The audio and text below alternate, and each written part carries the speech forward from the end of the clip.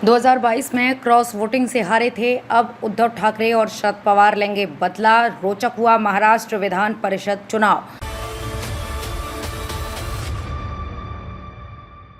नमस्कार, मैं खुशी और आप देख रहे हैं स्वतंत्र भारत न्यूज। आइए नजर डालते हैं इस वक्त की बड़ी खबर पर।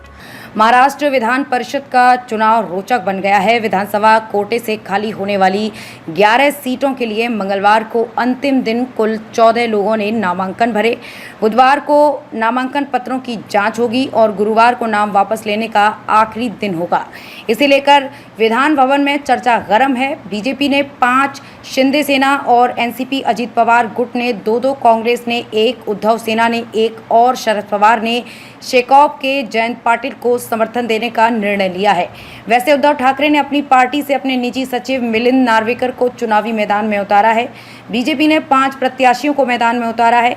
सन 2019 का विधानसभा चुनाव और हाल में लोकसभा चुनाव हारने वाली पंकजा मुंडे को बीजेपी विधान परिषद भेज रही है। उप मुख्यमंत्री देवेंद्र फडणवीस ने अपने करीबी परिणय फुके को भी विधान परिषद की उम्मीदवारी दी है। साथ ही पार्टी अमित गोरखे और योगेश टिलेकर को भी अवसर दे रही है।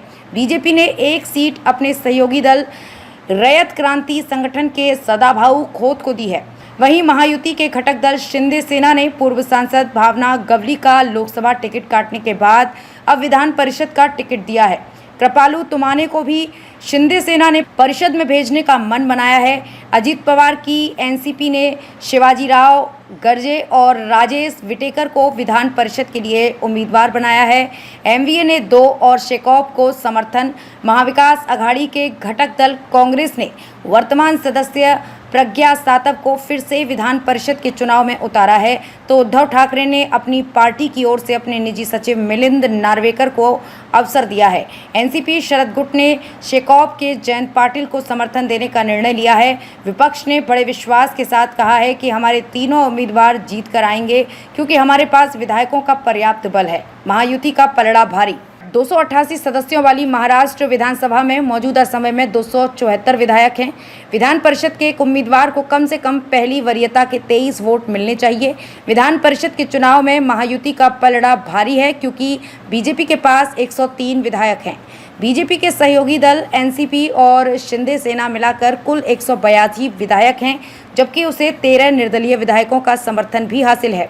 बहुजन विकास आघाड़ी और प्रहार जनशक्ति के साथ कई अन्य दलों को मिलाकर महायुति के पास करीब 203 वोट हैं। इसलिए सत्ताधारी पार्टी के 9 उम्मीदवार आसानी से चुनकर आ सकते हैं, जबकि एमवीए के पास छोटे दलों को मिलाकर 71 विधायक हैं। अब देखना ये होगा कि क्या एमवीए या महायुति का कोई भी उम्मीदवार नामांकन वापस लेता है या चुनाव होता है। अगर चुनाव होता है तो विधायकों की खरीद फरोख्त या तोड़फोड़ तय मानी जा रही है। महाविकास अघाड़ी में जोड़फोड़। महाविकास अघाड़ी के सबसे बड़े दल कांग्रेस ने एक उम्मीदवार मैदान में उतारा है। अब तक के लिए बस इतना ही। फिर होगी आपसे मुलाकात ऐसी एक और बड़ी खबर के साथ। तब तक के लिए नमस्कार और देखते रहिए स्वतंत्र भारत न्यूज। ऐसे ही लेटेस्ट अपडेट्स के लिए हमारे चैनल को सब्सक्राइब करें और तुरंत नोटिफिकेशन पाने के लिए बेल आइकन प्रेस करना ना भूलें। यदि आप हमें फेसबुक के माध्यम से देख रहे हैं तो हमारे पेज को फॉलो जरूर करें। धन्यवाद।